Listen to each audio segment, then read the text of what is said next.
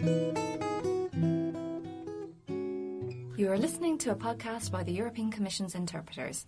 See our website at ec.europa.eu/dgs/scic.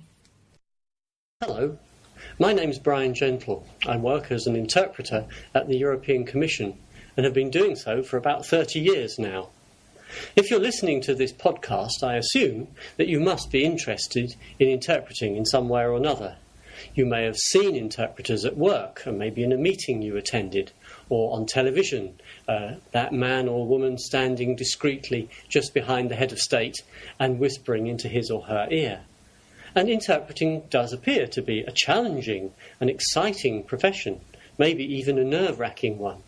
And you may have asked yourself at some stage or another, well, what sort of people are interpreters, and could I become one? Now, I can't tell you personally, obviously, whether you could become an interpreter or not, but maybe I can ask a few questions which you can mull over, and that'll help you to decide one way or the other. Firstly then, how about concepts, grasping ideas? How good are you at differentiating between the famous wood and the trees? Perhaps you can test yourself. Find somebody making a speech, maybe on television or another podcast on the internet, about 5 minutes in length. Listen to it, and then try afterwards to summarise it, the basic ideas, in about a minute. Never mind about all the individual details, just work out what the idea was that the speaker wanted to get across. If this kind of exercise is not too much of a problem for you, then yes, you might well be in with a chance. Let's move on now to the next question. What do you feel about public speaking?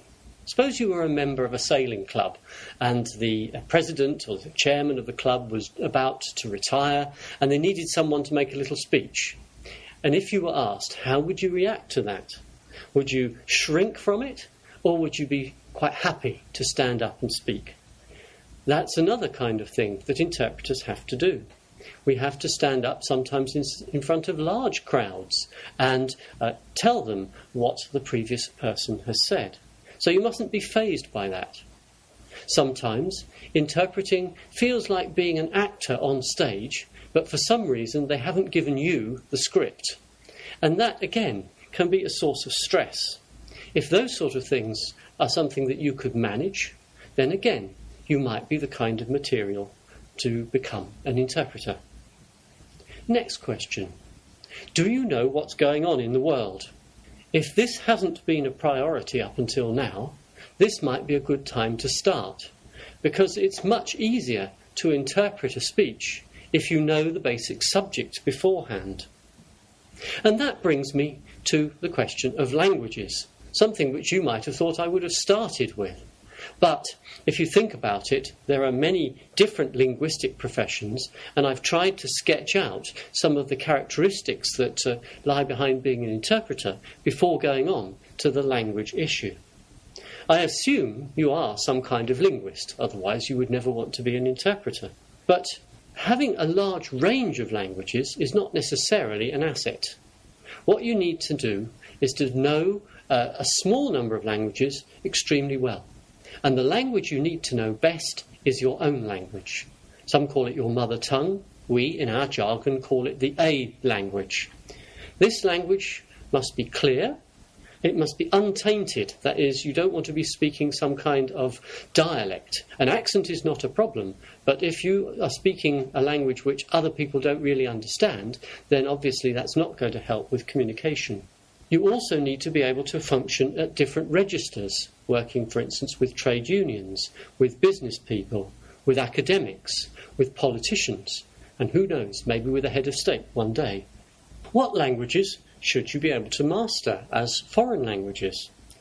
This depends to a large extent on the market you're wanting to work in.